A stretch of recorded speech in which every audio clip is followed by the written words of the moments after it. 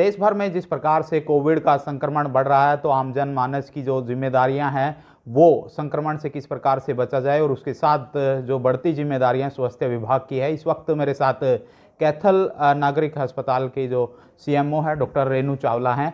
इनसे जान लेते हैं कि मौजूदा स्थिति क्या है, किस प्रकार से जो बंदोबस्त व्यवस्था की गई है और जिले में अभी कोविड को लेकर किस प्रकार की तैयारियां स्वास्थ्य विभाग की चल रही है।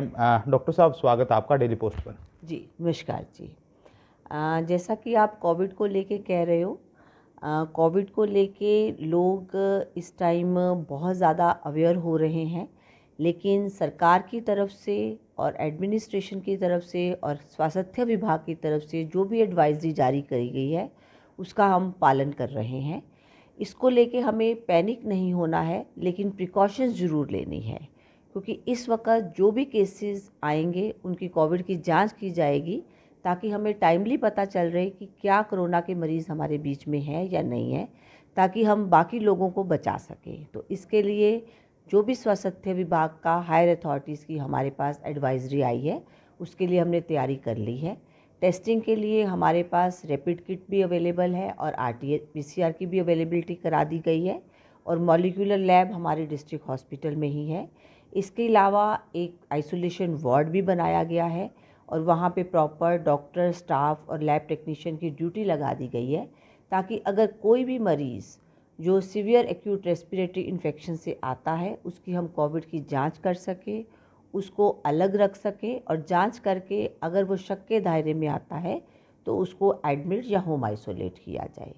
इसके अलावा स्टाफ को हिदायत दी गई है कि वो अपनी सोशल डिस्टेंसिंग मेंटेन करके रखें।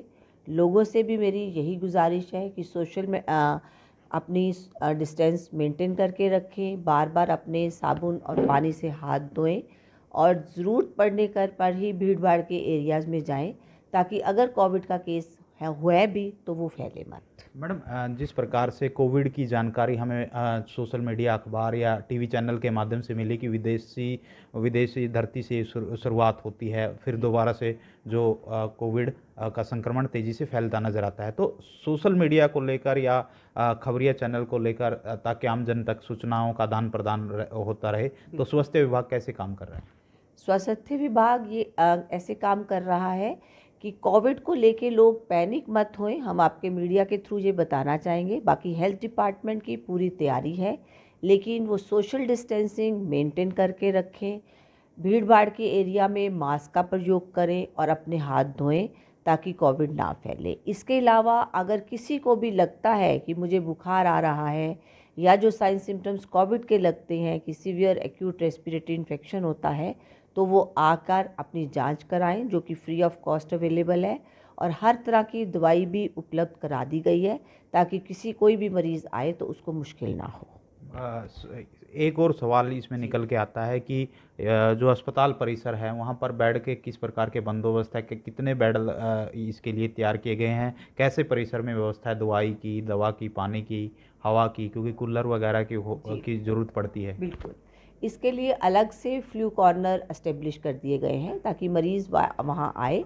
वहीं पे डॉक्टर है, लैब टेक्नीशियन है, मेडिसिन भी वहीं अवेलेबल है, ताकि उस मरीज़ को कहीं भी जाना मत पड़े।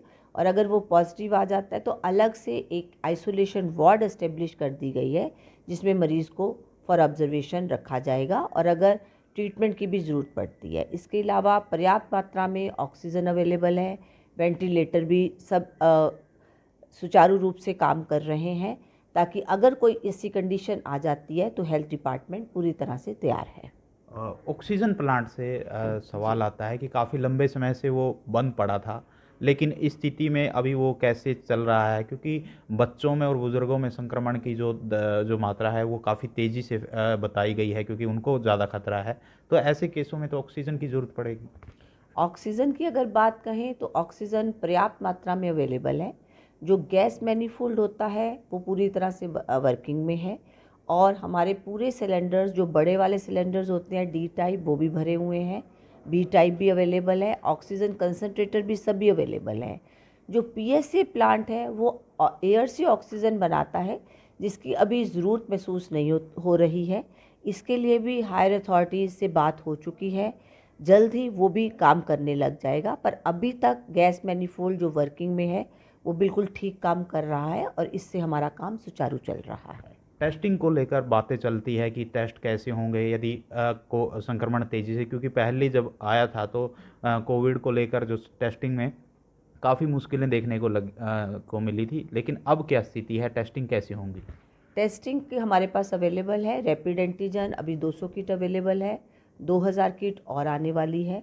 आरटीपीसीआर जो एलिजा आरटीपीसीआर टेस्ट होता है वो भी अवेलेबल है और मॉलिक्यूलर लैब अभी हमारी कलायत से डिस्ट्रिक्ट हॉस्पिटल में ही शिफ्ट हो चुकी है। कोई इसका ये भी बनाया गया है कि एक दिन में इतने टेस्ट ही कर सकती है वो मशीन, कुछ ऐसा है? नहीं, ऐसा कुछ नहीं है। जितने भी टेस्ट रिक्वायर्ड होंगे वो सब किए जाएंगे। Thank you ma'am. ये थी मेरे साथ कैथल स्वास्थ्य नागरिक अस्पताल सीएमओ डॉक्टर रेणु चावला, जिन्होंने विस्तार पूर्वक बताया कि कोविड का संक्रमण यदि तेज़ी से बढ़ता है तो किस प्रकार से संक्रमण को कम करने के लिए उस प्रकार से सावधानियां बरतते हुए आम जन के लिए सुरक्षा चक्र बनाया जाएगा और स्वास्थ्य विभाग जमीनी स्तर पर काम करता हुआ आम जनमानस के लिए जो बेहतरीन सुरक्षा देते हुए बेहतरीन सुविधा देने के लिए पूर्ण रूप से वचनबद्ध है। डेली पोस्ट कैथल से बलिंद्र कुमार।